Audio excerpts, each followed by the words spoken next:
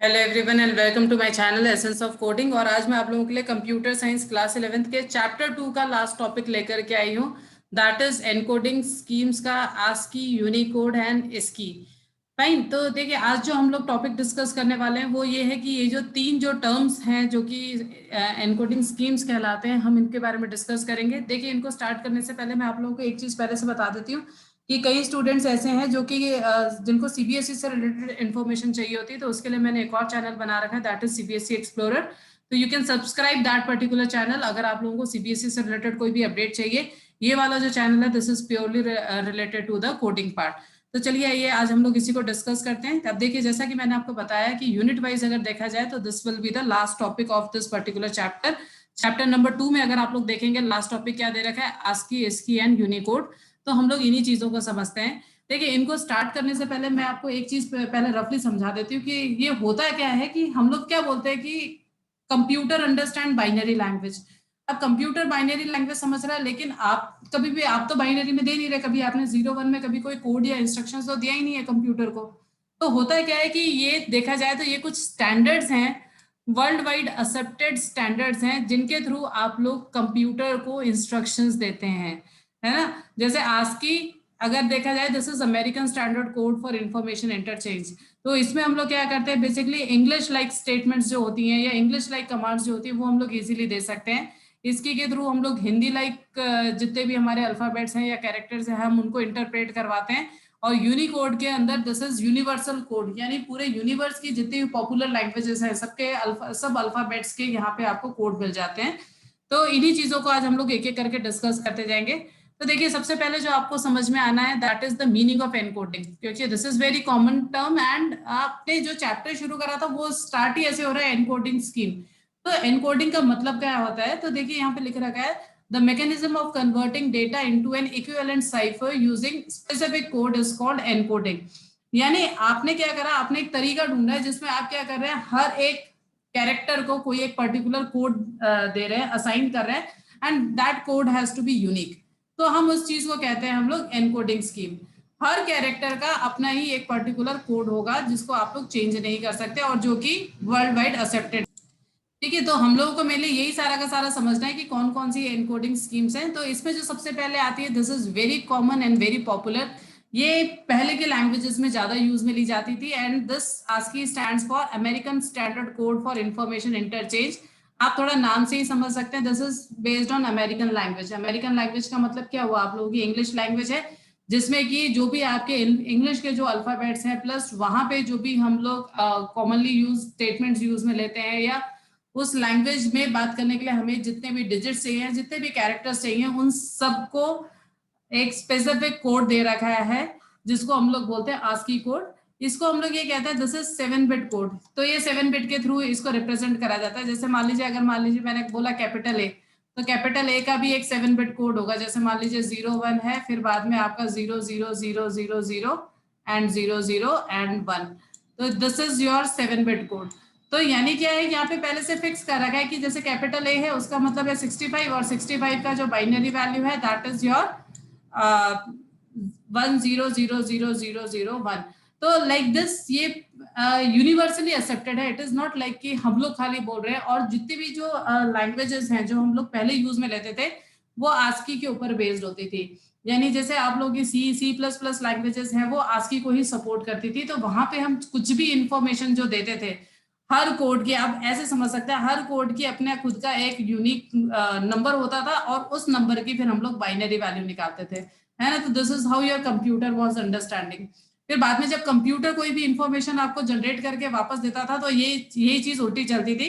जैसे मान लीजिए कोड है, तो हम उसका देखते थे आज की वैल्यू क्या है, दैट इज 65। फिर हम देखते थे उसके कोड के ऊपर या 65 के ऊपर कौन सा कैरेक्टर है, तो दैट इज ए। तो इस तरह से यहाँ पे जो है बार बार ट्रांसलेशन का काम चल रहा होता है। भाई, जो आपको मेन चीज यहाँ पे समझनी है वो ये समझनी है कि जो पहले के लैंग्वेजेस होती थी, वहां पे हम आस्की यूज में लेते थे। एग्जाम्पल है सी प्लस प्लस। और दूसरी बात, आस्की कोड जो है वो 7 बिट का कोड होता है। 7 बिट कैरेक्टर में हम लोग इस पूरे के पूरे इंफॉर्मेशन को रिप्रेजेंट करते हैं। इसके बाद में जो नेक्स्ट आया, अच्छा, इसमें आप लोगों को एक चीज और जो मुझे समझानी है वो ये है कि आप यहाँ पे कैसे समझ सकते हैं। देखिए, यहाँ पे इन्होंने कुछ आपको एग्जाम्पल भी दिए हैं। अब आपको ये समझना है, जैसे कैपिटल ए है, वो 65 से स्टार्ट होता है। क्योंकि ये कुछ ऐसे रेंजेस हैं जो कि हमें याद रखने चाहिए। देखिए अभी हमने जस्ट पहले क्या डिस्कस करा था, that was 7 bit code. 7 bit का मतलब क्या हुआ, 0 से लेकर के 127 तक की वैल्यू है। यानी अगर मैं 0 से 127 तक की वैल्यू बोलती हूँ, इसका मतलब क्या हो गया, टोटल 128 नंबर है और हर नंबर के ऊपर कोई ना कोई यूनिक कोड होगा। तो जैसे मान लीजिए 0 पे कोई कोड है, कैरेक्टर है, 1 पे कैरेक्टर है, 2 पे है, 3 पे है, 4 पे, ऐसे ही करते करते जब आप 65 से लेके 90 तक आते हैं तो आपको capital A to capital Z मिलता है। ऐसे ही जब आप 97 से 122 तक आते हैं आपको small a to small z मिलता है। 0 to 9 के लिए 48 से 57 है। मतलब ये कुछ रेंजेस हैं जो कि आपको याद ही कर लेनी चाहिए, आप लोगों के बार बार काम भी आती हैं। अब देखिए आप यहाँ पे देख भी सकते हैं, मैंने अभी थोड़ी देर पहले आपको 65 का दिखाया भी था, 1000001 एंड 001।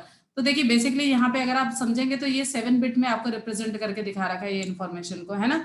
आप चाहे पहली इन्फॉर्मेशन देख लीजिए चाहे आप लास्ट वाली इन्फॉर्मेशन देख लीजिए, everywhere you will see that it is 7 bit of information. इसलिए बोला गया था आस्की के लिए it is 7 bit character set. ठीक है, फिर इसके बाद में जो नेक्स्ट आता है दैट इज योर इसकी। अब इसकी में क्या हुआ, देखिए आप लोग अगर ध्यान देंगे थोड़ा, अगर आप पास्ट में जाते तो आप लोग को एक चीज जो समझ में आएगी वो ये है कि पहले क्या होता था, पहले हम लोग इंग्लिश लाइक स्टेटमेंट यूज में लेते थे कंप्यूटर में, है ना। Other languages we were not using. फिर धीरे धीरे क्या हुआ, जैसे जैसे डेवलपमेंट हो रहा है या जैसे जैसे हम लोग आगे बढ़ते जा रहे हैं, बहुत सारी चीजें नई नई एडअप होती जा रही है, नई नई चीजें इंट्रोड्यूस होती जा रही हैं। तो यही चीज कंप्यूटर के फील्ड में भी हुई कि along with the computer language और भी अदर लैंग्वेजेस के जो कैरेक्टर सेट है वो इंट्रोड्यूस करे गए, और इंडियन लैंग्वेजेस के जितने भी कैरेक्टर सेट थे वो इसकी के थ्रू इंट्रोड्यूस करे गए। अगर आप इसको देखेंगे तो वहां पे अमेरिकन स्टैंडर्ड था आस्की और यहाँ पे इंडियन स्टैंडर्ड है, देयरफॉर इट इज इसकी। बाकी पूरा का पूरा वही है, Indian standard code for information interchange. अब देखिए इसमें यहाँ पे क्या बता रखा है, सबसे पहली बात तो इन्होंने बताया कि 8 बिट का कोड है इसकी। अब ये आप लोग देखेंगे जैसे आप लोगों के जैसे ब्राउजर्स भी जो थे ना, पहले वो हिंदी सपोर्ट नहीं करते थे, है ना। पहले वो पंजाबी सपोर्ट नहीं करते थे, पहले वो ओरिया सपोर्ट नहीं करते थे, लेकिन अब वो ये सारी चीजें सपोर्ट करते हैं। द रीजन इज क्योंकि अब वहां पे इसकी को भी इंट्रोड्यूस कर रखा है, वेब ब्राउजर समझते हैं इसकी का मतलब क्या है, तो उनके बेसिस पे उनको समझाया जाता है कि किस कोड का क्या मीनिंग है।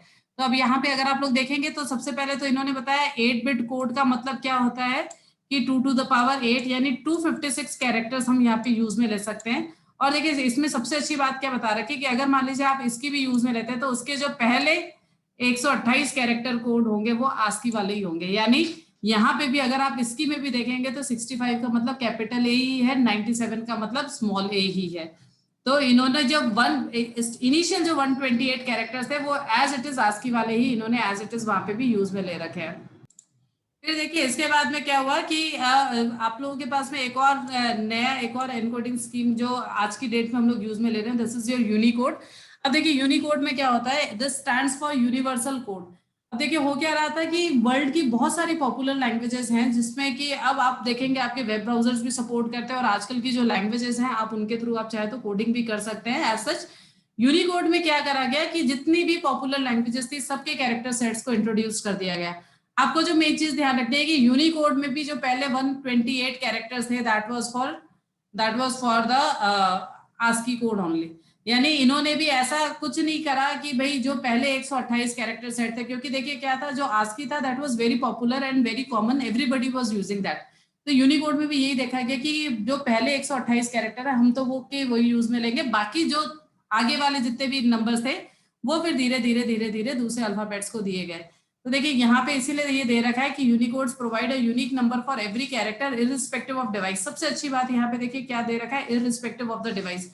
यानी आपको कोई फर्क नहीं पड़ रहा कि आप सर्वर यूज में ले रहे हैं, आप डेस्कटॉप यूज में ले रहे हैं या फिर आप मोबाइल यूज में ले रहे हैं। आप कोई भी तरह का ऑपरेटिंग सिस्टम यूज में ले सकते हैं, लाइनक्स ले लें, चाहे विंडोज ले लें, चाहे आईओएस ले लें, या फिर आप कोई भी तरह का सॉफ्टवेयर एप्लीकेशन यूज में ले लें। वहां पे आप चाहे डिफरेंट ब्राउजर्स हैं, चाहे डिफरेंट एडिटर्स हैं, आप इनमें से कुछ भी यूज में ले लीजिए। अगर आपने वहां पे यूनिकोड यूज में ले रखा है तो इन दैट पर्टिकुलर केस वो जो भी कैरेक्टर सेट्स जो अप्लाई कर रखे हैं वो हर जगह प्रॉपर चलेंगे। जैसे मान लीजिए मेरे को किसी दूसरी लैंग्वेज में कोई एक पेज देखना है, तो अगर मान लीजिए दूसरे जगह पे भी वही ब्राउजर है तो वहां पे वो इजीली ओपन हो जाएगा। फॉर एग्जाम्पल आजकल आप लोग देखेंगे, आप लोग वेबसाइट्स को, क्योंकि देखिए इन्होंने इसलिए बार बार डिफरेंट ब्राउजर्स दे रखा है, आप वेबसाइट्स को डिफरेंट डिफरेंट लैंग्वेजेस में आप ओपन कर सकते हैं।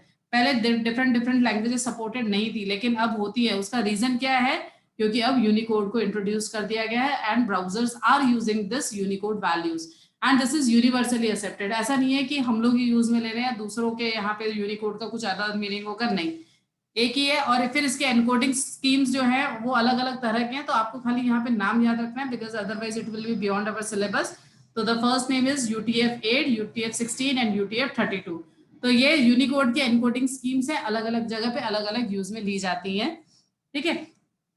फिर इसके बाद में जो अब आप लोगों को समझना है कि आपके यहाँ पे एनकोडिंग स्कीम से रिलेटेड एग्जाम में क्वेश्चन कैसा आता है। तो मैं ये इसलिए बता रही हूँ क्योंकि मान लीजिए अगर इस तरह का क्वेश्चन है, at least you will be able to solve this.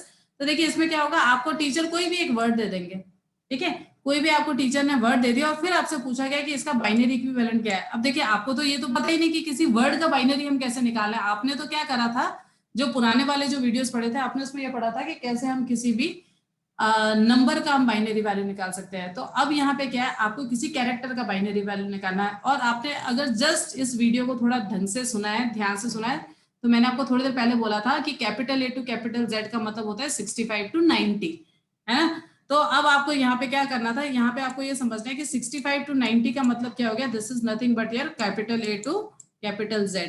अब यानी इसका मतलब क्या हुआ, अब मेरे को ये देखना पड़ेगा E का मतलब क्या हुआ। अब आप देखिए काउंटिंग आगे बढ़ाते जाइए, this is your capital A, तो यानी 66 जो होगा कैपिटल B होगा, 67 कैपिटल C, 68 कैपिटल D, 69 जो होगा कैपिटल E होगा। तो देखिए मैंने ऐसे निकाल लिया 69, ऐसे ही मैं O का आगे काउंटिंग बढ़ाते जाऊंगी। अच्छा, जैसे मेरे को ये पता चला E का 69 है, मैंने उसकी बाइनरी वैल्यू निकाली। बाइनरी वैल्यू कैसे निकालते हैं, आप 69 को 2 से डिवाइड करते जाइए because this is your decimal value. आप इसको 2 से डिवाइड करते जाइए, रिमाइंडर एक तरफ लिखते जाइए। ये मैंने पूरा का पूरा आप लोगों को पहले बहुत अच्छे से समझा रखा है, ठीक है। तो आप बस आप पूरा का पूरा जो इसका बाइनरी फॉर्मेट था वो निकाल दीजिए। ऐसे ही अब आपको O के साथ करना है, O का 79 है, फिर आपने इसकी बाइनरी वैल्यू निकाली। ऐसे ही फिर आपको C के साथ करना था, C का 67 है, आपने इसकी बाइनरी वैल्यू निकाली। तो अल्टीमेटली जब आपसे टीचर ने पूछा कि आपको EOC को कन्वर्ट करना है बाइनरी के अंदर, तो आप डायरेक्टली इन्हीं सारी इन्फॉर्मेशन को कंबाइंड करके दिखा सकते हैं। अब देखिए ये जो क्वेश्चन है ये दो तरह से पूछा जा सकता है। पहला तो ये है कि EOC को बाइनरी में कन्वर्ट करना था, या फिर दूसरा क्वेश्चन ये भी हो सकता था कि आपको इस तरह की बाइनरी वैल्यू दे दी जाए और फिर आपसे पूछा जाए कि इसका इक्विवेलेंट वर्ड कौन सा होगा, या इसका इक्विवेलेंट जो भी आपको कैरेक्टर सेट है वो अगर आपको निकालना हो। तो देखिए उसमें हमें जस्ट इसका रिवर्स करना था। हमें क्या करना है, हमें 7-7 बिट के जो ये बाइनरी वैल्यूज हैं हमें इनको लेना है। आपको पहले से बता रखा है बाइनरी टू डेसिमल कैसे होता है। तो आपको क्या करना था, 7 बिट की ये बाइनरी वैल्यू ली आपने, इसी का डेसिमल नंबर निकाला। मान लीजिए इसका डेसिमल अगर 65 है तो 65 पे कौन सा कैरेक्टर है। अब देखिए आपके ये दिमाग में क्वेश्चन आएगा कि हमारे को ऐसे कितने याद रखने हैं। तो आपको ज्यादा याद नहीं रखने, आप एटलीस्ट, क्योंकि देखिए आपसे कोई भी वर्ड पूछा जाएगा तो आपको क्या पता होना चाहिए, या तो कैपिटल A टू Z पता होना चाहिए या फिर आपको small a to small z पता होना चाहिए। अगर मैं small a to small z बोलती हूँ तो दिस इज 97 टू 122। तो बस आपको ये दो रेंज पता है तो आप कोई किसी भी वर्ड को तो आराम से आप एनकोड या डिकोड कर सकते हैं ना, तो वहां पे आपको कोई प्रॉब्लम नहीं जाएगी। तो आई होप आपको ये समझ में आया होगा। ऐसे ही आप कई सारे और वर्ड्स भी लिख करके कोशिश करिएगा, पहले आप उसकी बाइनरी निकालने की और फिर जब आपके पास में बाइनरी आ जाती है आप वापस से कोशिश करिएगा उसको रिवर्ट करने की, ताकि आपके पास में वही का वही वर्ड वापस आ जाए। आई होप आपको मेरा वीडियो इन्फॉर्मेटिव लगा होगा। CBSE से रिलेटेड जानकारी के लिए you can subscribe my CBSE explorer channel, और इस चैनल को भी आप लोग सब्सक्राइब जरूर करिएगा ताकि आपको CS और IP से रिलेटेड अपडेट्स मिल सकें, और भी कोडिंग से रिलेटेड कुछ भी जानकारी हो उसके लिए मैं आपको अपडेट दे सकूं। Thank you so much for watching this video and I'll see you next time.